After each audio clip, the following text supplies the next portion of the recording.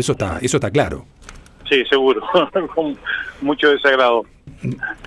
¿Cómo está? A ver, ¿cómo está el sector? Empecemos, vamos de lo general a lo particular. ¿El sector, por ejemplo, está atravesando una fuerte baja de consumo? Sí, exactamente. Esto es un poco la preocupación principal.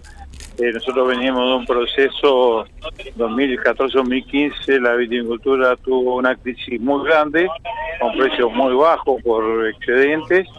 Esto mejoró un poco relativamente en el 2016 debido a que al abandono y por razones climáticas la producción fue muy baja. Y ahí hubo un poco de recuperación de precios hacia el productor.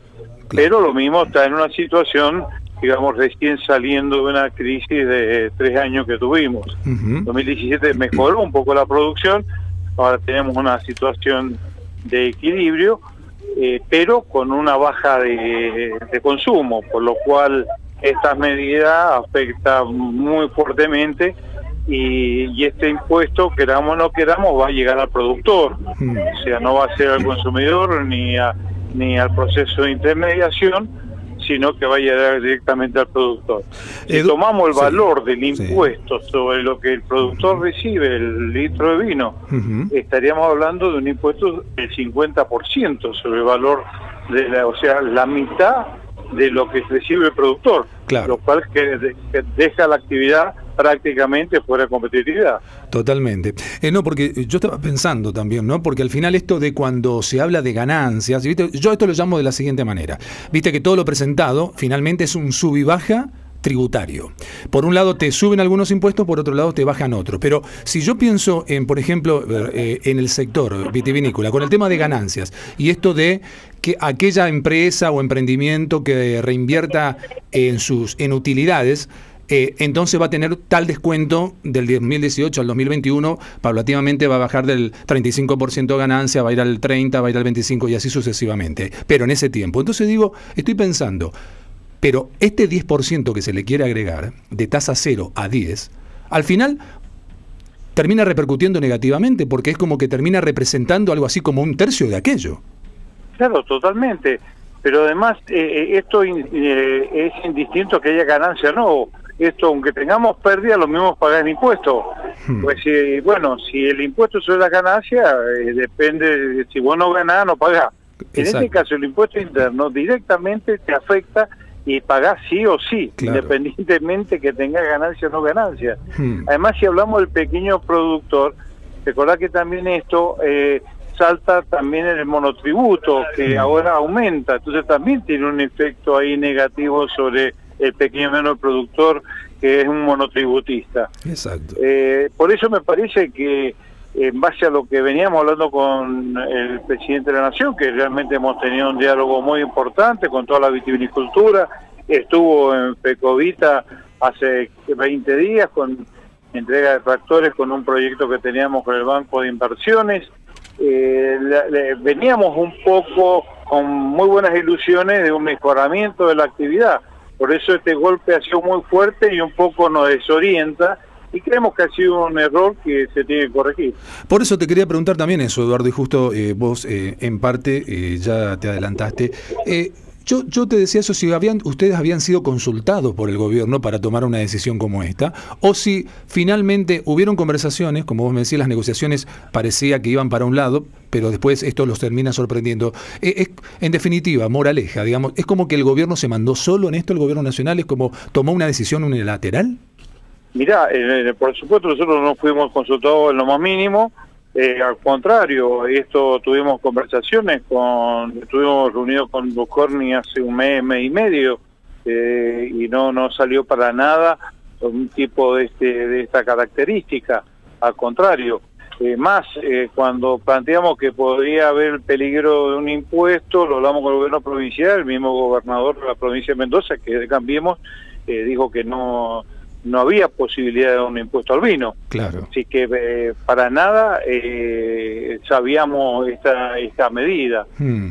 A ver, nosotros creemos, según los anuncios que nos han hecho, que esto es un anuncio en base a que se charló muy internamente en el gobierno y ahora viene una etapa antes de que entre al Congreso de negociación con los sectores. Entonces, tenemos la ilusión de que se escuchen las razones, porque directamente es la quiebra de la actividad. Yo no estoy convencido que el gobierno nacional va a tomar alguna medida para parar esto, porque si no va a ser peor el efecto que el beneficio para el Estado, porque uno que quiebre una actividad, que hay 14 provincias involucradas en la actividad vitivinícola, va a ser más perjudicial para el Estado que el recaudar un impuesto. Totalmente. Y uno también estaba pensando, ¿no? Muchas veces en todas estas situaciones, Eduardo, existen prejuicios. Existen prejuicios hasta, no sé, para la minería, para el petróleo. Corriendo la línea podemos hablar de otros casos, hasta un mismísimo mercado de la salada, si se quiere, en algún punto. Y digo, aquí también hay un prejuicio, me parece, con respecto al vino en sí, que por ley es la bebida nacional, pero muchos se olvidan de esa ley. Entonces, creo que muchos lo tienen catalogado muchas veces, con el tema tributario, pensando que todavía es una bebida no saludable. ¿Puede ser que haya algo de eso también? Sí, probablemente, lo dijo Duchovny, que se confundió porque dice que lo decía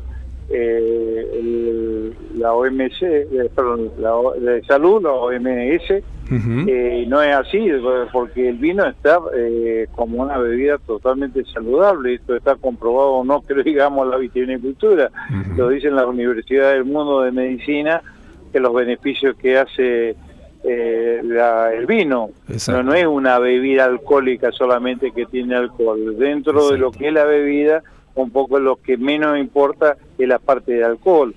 Y además otro argumento que siempre lo esgrimimos nosotros con el respecto al alcoholismo: el consumo de vino baja y el alcoholismo aumenta. Entonces una relación inversa del alcoholismo con respecto al consumo de vino, así que tampoco se puede decir que el vino aumenta el alcoholismo.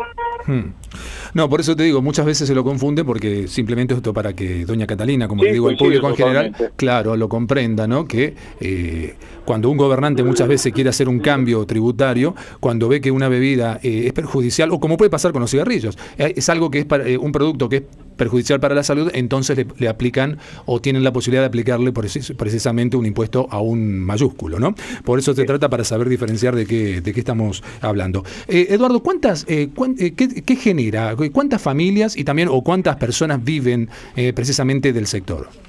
Bueno, mira, esto es lo importante, es una actividad totalmente atomizada de muchos pequeños productores. Nosotros en la cooperativa nuestra, tenemos 5.000 pequeños y medianos productores, todos productores que viven solamente del viñedo, chicos y medianos.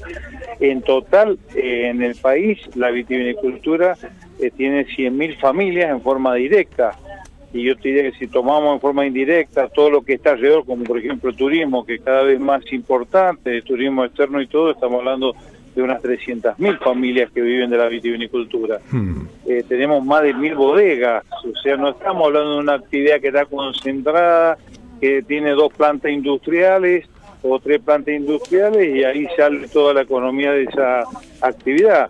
La vitivinicultura es una de las economías regionales más importantes del país, con más involucramiento de mano de obra. Si nosotros comparamos, por ejemplo, con la pampa húmeda, vos tenés una persona cada 200 hectáreas, nosotros tenemos una persona cada 8 hectáreas, o sea, es una actividad totalmente intensiva en mano de obra. Y tenemos la importancia, prácticamente exportamos casi lo mismo que exporta la carne. O sea, se exporta tanta carne argentina como vino argentino con marca, o sea, no es sin valor agregado. Cada dólar que sale afuera de un vino argentino está la botella, la etiqueta, el reconocimiento como un vino argentino en el resto del mundo. Por eso también es embajador de lo que es la Argentina. Eduardo, con esta crisis, si el gobierno llegara a estar decidido y finalmente presiona para que esto se implemente, ¿van a haber más hectáreas, digamos, vinculadas a todo lo que tiene que ver con viñedos, digamos, desafectadas, abandonadas o semi-abandonadas, de las que ya hay? Pero seguro, no te quepa la menor duda que esto va a ser así. Nosotros estamos muy confiados en que esto se va a revertir en base a lo que se ha estado hablando. También el ministro Peña ayer mismo dijo que, bueno, que había que ver el tema, que había que profundizarlo, que hay que escuchar las razones. Así que estamos muy esperanzados que cuando se estudie un poco más en profundidad el tema, esto se revierta, porque si no va a ser una situación bastante complicada. Y sí, porque finalmente lo tan anunciado, de este modo, si se llegara a implementar, utilizamos el potencial, claro está, finalmente no baja lo que sería la carga tributaria insisto, tan anunciada por el gobierno a los sectores productivos, sería todo lo contrario. No, el caso nuestro indiscutiblemente queda así. Bien, y además de la baja del consumo, ya y para finalizar, Eduardo, obviamente que desde políticas del gobierno anterior también lo ha perjudicado mucho al sector, porque aparte de la baja del consumo tenemos que hablar, esto ya tiene un arrastre de varios años, tenemos que hablar de también obviamente de inflación, de falta de competitividad, por ejemplo.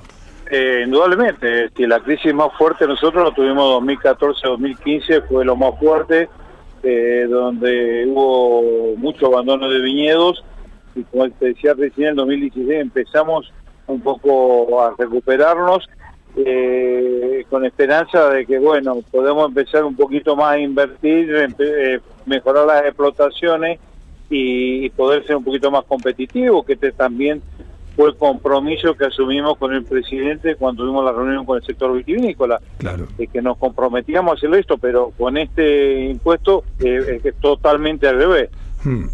Sí, por eso digo, porque esto también, Eduardo, si se llegara a transformar en una nueva crisis para el sector, esperemos que no, va a terminar también interfiriendo lo que sería el posicionamiento del vino argentino en el mundo. Totalmente, sí, seguro. Esto nos afecta, nos saca competitividad fuertemente. Hay otra vez una desesperanza en el productor, otra vez baja los brazos y produce un desazón en seguir pues, invirtiendo lo mínimo, porque el productor vitivinícola cuando ve un peso enseguida lo invierte en el viñedo, no especula con otras cosas, ni con el dólar, ni con las acciones, nada, lo invierte en la misma producción. Y en la medida que ve que no tiene rentabilidad, se ve obligado a empezar a abandonar el viñedo. Acuérdate que un viñedo dura 30, 40 años, entonces esto repercute en una menor producción y se convierte en un ciclo vicioso, sí, afectando a la economía general del país. Totalmente. Eduardo, muchísimas gracias por haber estado aquí en De Ida y Vuelta. No, al contrario, muchísimas gracias a ustedes por el llamado. Un abrazo. Un abrazo muy grande. Bueno, muy bien. ¿Qué temperatura